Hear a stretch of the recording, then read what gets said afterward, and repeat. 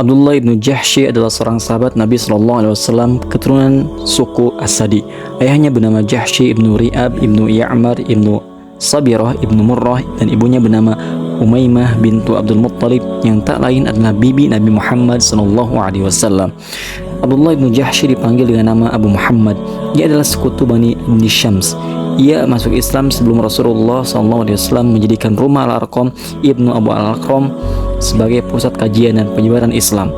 Ibnu Al-Asir mengatakan bahwa Abdullah ibnu Jahsy mengalami 2 hijrah, yaitu ke Abyssinia bersama saudaranya Abu Ahmad Ubaidillah dan saudara perempuannya Zainab binti Jahsy, tak lain adalah istri Nabi Muhammad SAW, Ummu Habibah dan Hamnah binti Jahsy, dan kemudian ke Madinah. Salah seorang saudaranya beralih menjadi Nasrani ketika menetap di Abyssinia.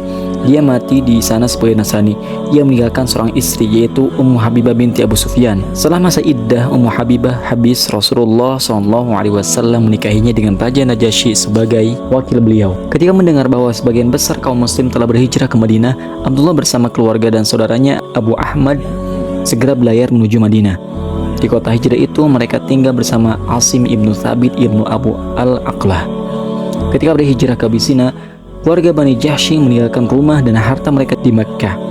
Abu Sufyan dan beberapa pemuka Quraisy lain merampas rumah-rumah mereka beserta isinya. Saat mendengar kabar itu, Abdullah menemui Nabi SAW dan mengadukannya. Beliau bersabda, "Apakah kau tidak ridho, wahai Abdullah, bahwa Allah akan memberimu rumah di surga?" Abdullah menjawab, "Aku ridho, wahai Rasulullah." "Maka itu untukmu." Mendengar janji beliau, Abdullah menjadi tenang. Abdullah ibnu Jahsy ikut dalam perang Badar. Ia melihat sendiri kehancuran simbol kemusyrikan dan tumbangnya para pemimpin kafir. Kejadian itu merupakan peristiwa terbesar dalam hidupnya.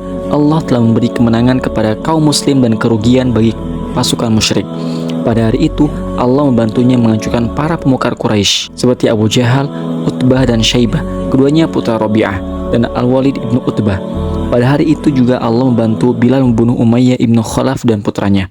Hari itu menjadi hari kemenangan besar bagi kaum muslimin dan hari penuh duka dan kehinaan bagi kaum musyrikin. Sepanjang perjalanan pulang menuju Mekkah, mereka berteriak meratapi kekalahan dan kepergian anggota keluarga mereka yang tumbang sebagai korban perang. Di antara pemuka Quraisy yang berduka karena keluarganya menjadi korban adalah Safwan ibnu Umayyah dan Ikrimah ibnu Abu Jahal.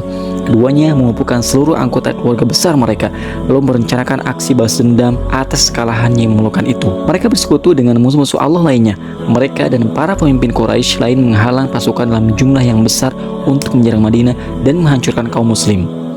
Setelah persiapan tuntas, mereka bergerak menuju Madinah dan berkemah di Uhud. Mendengar berita keberangkatan pasukan Quraisy, Rasulullah SAW segera menyeru kaum muslim untuk menghadapi musuh di kawasan Uhud. Al-Haythami dalam Majma' al-Zawaid menceritakan apa yang terjadi antara Abdullah ibnu Jahsy dan Sa'ad ibnu Abu Waqqas sebelum perang Uhud berkecamuk. Ishaq ibnu Sa'ad ibnu Abu Waqqas meriwayatkan dari ayahnya bahwa Abdullah ibnu Jahsy berkata kepada Sa'ad ibnu Abu Waqqas di hari perang Uhud, "Bukankah sebaiknya kita berdoa kepada Allah?" Lalu mereka berdua pergi ke tempat yang sepi dan di sana Sa'ad ibnu Abu Waqqas berdoa, "Ya Allah, jika besok aku bertemu musuh, pertemukan aku dengan orang yang paling kuat dan keras. Aku akan membunuhnya di jalanmu dan kuambil barang miliknya." Abdullah mengamininya. Lalu giliran Abdullah berdoa, "Ya Allah, berikanlah aku esok hari seorang musuh yang kuat dan keras agar aku bisa tempuh dengannya dan ia mampu menandingiku." Kemudian ia membunuhku dan merampas barang milikku, lalu memotong hidung dan kedua telingaku, sehingga kelak jika aku menghadapmu dan engkau bertanya, 'Hai Abdullah, kenapa hidung dan telingamu terpotong?' Aku akan menjawab, 'Karena engkau dan Rasulmu.'" Usai peperangan, Sa'ad bercerita, "Doa Abdullah lebih baik daripada doaku. Aku melihatnya terbunuh di ujung siang. Hidung dan kedua telinganya dirangkai dengan seutas benang." Al-Zubair ibnu Bikar meriwayatkan bahwa saat perang Uhud, pedang Abdullah ibnu Jahsy patah dan Rasulullah SAW berinya pelepah kurma yang bengkok atau bisa disebut dengan Arjun Nakhlah. Ketika ia menggenggamnya, pelepah itu berubah menjadi pedang. Karena itulah pedang itu dinamai Al-Arjun. Orang yang membunuh Abdullah ibnu Jahsy saat perang Uhud adalah Abul Hakam ibnu Al-Akhnas ibnu Suraik Ats-Tsaqafi. Abdullah terbunuh ketika usianya mencapai 40 tahun lebih. Ia dimakamkan dalam satu lubang bersama Hamzah ibnu Abdul Muttalib. Rasulullah SAW menyelati mereka. Setelah Abdullah wafat, Rasulullah SAW menjadi wali atas harta peninggalannya. Kemudian beliau memberi harta warisan itu dengan kekayaan yang didapatkan dari perang Khaybar, lalu diberikan kepada putra Abdullah bin Jahsy. Semoga Allah merahmati mereka.